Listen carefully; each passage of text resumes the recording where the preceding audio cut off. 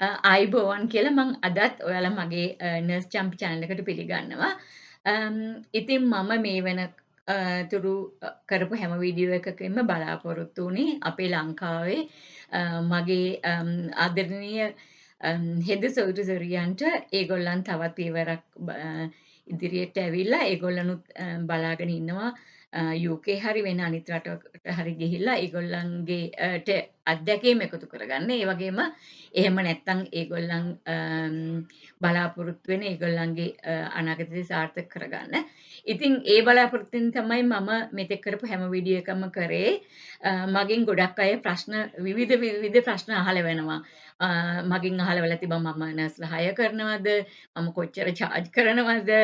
ඉතින් ඔය වගේ ප්‍රශ්න. මම ඉතින් ඔඩ කලින් වීඩියෝ එකකදී කිව්වා මම ඇත්තටම මේක කරන්නේ කිසිම ආර්ථික වාසියක් බලාගෙන නෙවෙයි මේ මගේ සහෝදර සහෝදරියන්ට උදව්වක් වෙන්න විතරයි. මං ලංකාවේදී ඉගෙන ගත්ත දේත් UK වල ඉගෙන ගත්ත දේත් ඔයාලත් එක්ක බෙදා ගන්න විතරමයි. ඉතින් මම පියවරවල් වලින් කියා දීපු UK nurse කෙනෙක් වෙන්නේ කොහොමද කියලා කියා දීපු පියවරවල් ෆලෝ කරලා මේ වෙනකොට ගොඩක් සාර්ථක කරගත්ත ගොඩක් ඉන්නවා. ඉතින් ඒ අතරට තවත් එකම ප්‍රශ්න ගොඩාක් අය මගෙන් අහනවා. මේ දවස්වල වැඩියෙන්ම අහන ප්‍රශ්නයක් තමයි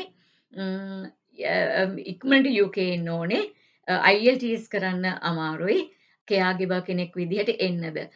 කොච්චර සල්ලි යනවද? එහෙම කරලා එන එක worthද? UK ඇවිල්ලා caregiver කෙනෙක් විදිහට ඇවිල්ලා නර්ස් කෙනෙක් වෙන්න පුළුවන්ද? වයස බලපානවද? ඔය වගේ ප්‍රශ්න ගොඩාක් මේ දවස්වල වැඩිපුර මගෙන් අහනවා. ඉතින් මට එකෙකුට උත්තර දෙන්න නැතුව මම හිතුවා අද මගේ වීඩියෝ එකට සම්බන්ධ කරගන්න. මගේම NTS එකේ මට වඩා සීනියර් බැච් එකක අක්කා කෙනෙක්.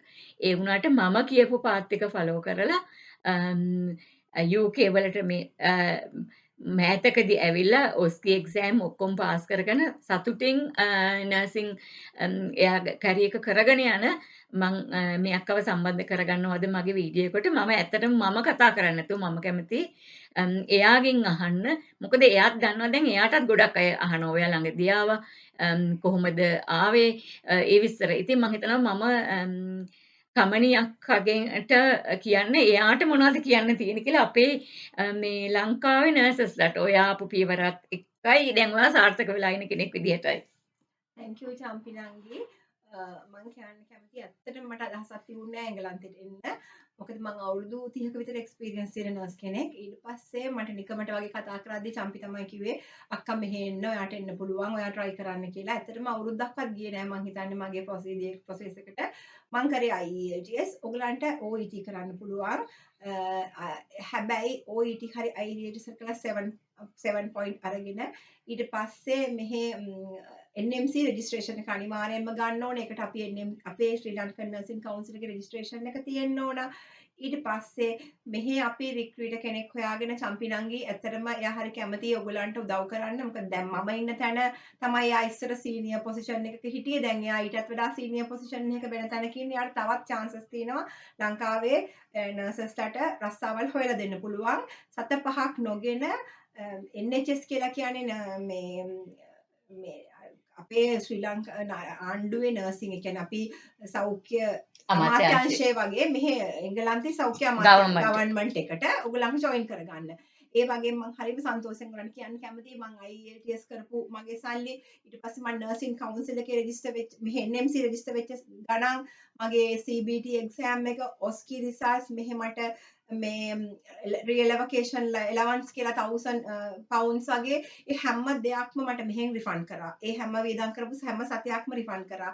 ඒගොල්ලෝ හැමදේම අපිට නිකන් දෙනවා. ඇයි අපි නිකන් හැමදේම ගන්න පුළුවන්කම තියෙද්දි වැරදි පාරවල් වල ගිහිල්ලා අපි ලක්ෂ 25 30 මං දන්නේ නැහැ අතරම ගණන් කීයද කියලා එහෙම දීලා ඒ කෙයාර කෙනෙක් විදිහට එන්නේ කියන එක තමයි මට තියෙන ප්‍රශ්නේ. ඔයගොල්ලන් පුළුවන් තරම් උත්සාහ කරන්න මම තරුණ අයටත් කියනවා මගේ වයස අයටත් කියනවා ඔයගොල්ලන්ට පුළුවන් උත්සාහය කියලා චම්පි ඇත්තටම හොඳ රෝල් මොඩල් එකක්. ඔයගොල්ලන්ට උදව් කරන්න ලෑස්ති ආවංකවම මේ මම හුඟක් මගේ පුංචි නර්සස්ලාට OET materials දීලා IELTS materials දීලා ඒගොල්ලන්ට ඇප්ලිකේෂන් කීප දෙනෙක් මම කියා දීපු මගේ චම්පිගෙන් මං ඉගෙන ගත්ත දේ මං තව කෙනෙකුට දීලා ඒ පාරේ දැන් බොහොම ඉක්මනට මෙහෙට එන්න හැමදේම සූදානම් වෙලා ඉන්නවා කීප දෙනෙක්ව. ඇත්තටම අපිට සන්තෝසයි ඒ ගැන. ඒ නිසයි අපි කියන්නේ ඔයගොල්ලන්ගේ කැමැත්ත තමයි අපි මම කියාර කෙනෙක් විදිහට යනවාද සල්ලි දීලා කියන එක. ඒත් අපි අමාරුවෙන් හම්බ කරගත් සල්ලි ඇයි අපි දෙන්නේ එහෙම. අනිත් එක ඇයි අපි මෙච්චර දක්ෂ නර්සස් ලංකාවේ ඉන්නේ. මම වැඩ කරන්නේ රටවල් 15ක 16ක අයත් එක්ක දැන්. ඒ දකිද්දි මට හිතෙන දෙයක් තමයි අනේ අපේ නර්සස්ලා මීට වඩා හුඟක් දක්ෂයි. ICU එකේ තියටර් එකේ ECU එකේ ඉන්න අපේ ළමයි මීට වඩා කොච්චර දක්ෂද ඒගොල්ලන්ට මීට වඩා කොච්චර හොඳට වැඩ කරන්න පුළුවන්ද කියලා. ඒ නිසයි මම ඇත්තටම ඔයගොල්ලන්ට කියන්නේ අවංකවම ඔයගොල්ලෝ පුළුවන් තරම් උත්සාහ කරන්න. මේ වගේ කෙනෙක් උදව් කරන්න කෙනෙක් ඔයගොල්ලන්ට හම්බ වෙන්නේ නැහැ හැමදේම කියන එහෙම කියලා ඔයගොල්ලන්ට මෙතන මේන පාර හදලා දෙන්න පුළුවන්කම දැන් තමයි යාට ඒ අවස්ථාව තියෙන්නේ. මොකද දැන් තමයි යා ලොකු තැනක ඉන්නේ. ඉතින් ඒ නිසා ඒ අවස්ථාව ගන්න. මේ එකපාරක් දෙපාරක් තුන් පාරක් කළා අතාරින්න එපා. මම මේක කරනවාමයි කියලා හිතලා try කරන්න. අනිත් එක්ක නේද චම්පිනන්ගේ මෙහෙට ඇවිල්ලා කියාර කෙනෙක් විදිහට ඔයගලන්ට කවදා හරි නර්ස් කෙනෙක් වෙන්න පුළුවන්. හැබැයි කියන්නේ NMC ඒ පාත් කොහොම එක වුණත් ඔය කියන NMC එකේ IELTS ටිකත් එක්ක රෙජිස්ටර් වෙන්න ඕන. අපේ නර්සින් කවුන්සිල් එක හරහා ඩොකියුමන්ට්ස් NMC එකට එන්න ඕන. ඒතර ඔයගොල්ලෝ මෙහෙට ආවට පස්සේ ඒවා කවුද ඔයගලන්ට එවන්නේ? කවුද NMC එකට අපේ නර්සින් කවුන්සිල් එකට ගිහිල්ලා ඒ දේවල් කරගන්නේ?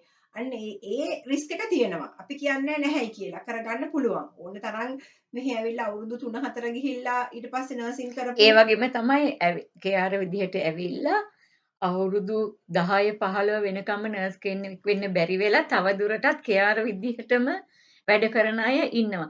මම දන්නේ ඇත්තටම ලංකාවේ ඉන්න අය ඕගලන් දන්නවද කියලා මොකක්ද මේ කෙයාර කියන කෙනාගේ රෙස්පොන්සිබිලිටි එක කියලා.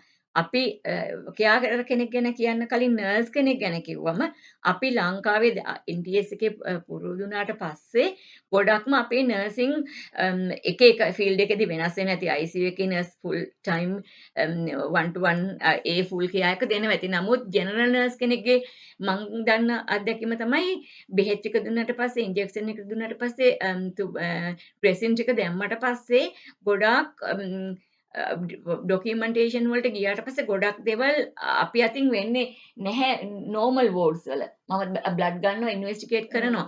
ඒ වුණාට අපි මේ නර්ස් කෙනෙක් විදිහට ෆුල් කෙයා එක දෙනවා. ලෙඩා ඇඩ්මිට් කරන තැන ඉඳලා ඩිස්චාර්ජ් කරන තැන වෙනකම්ම පේෂන්ට්ගේ කෙයා ප්ලෑනින් ඇඩ්මිට් වුණාම රිස්ක් ඇසෙස්මන්ට් කරලා කෙයා ප්ලෑන් එකක් දාලා ඒ කෙයා ප්ලෑන් එක ෆලෝ කරලා ඒක එවැලුවේට් කරලා ඊට පස්සේ කෙයා ප්‍රොග්‍රස් එක අපි පෙන්වන්න ඕනේ. අපි ඒවෙන් ලෙඩාට අපේ ක්වොලිටි ඔෆ් කෙයා එක ගැන අපි ඔඩිට් කරන්න ඕනේ.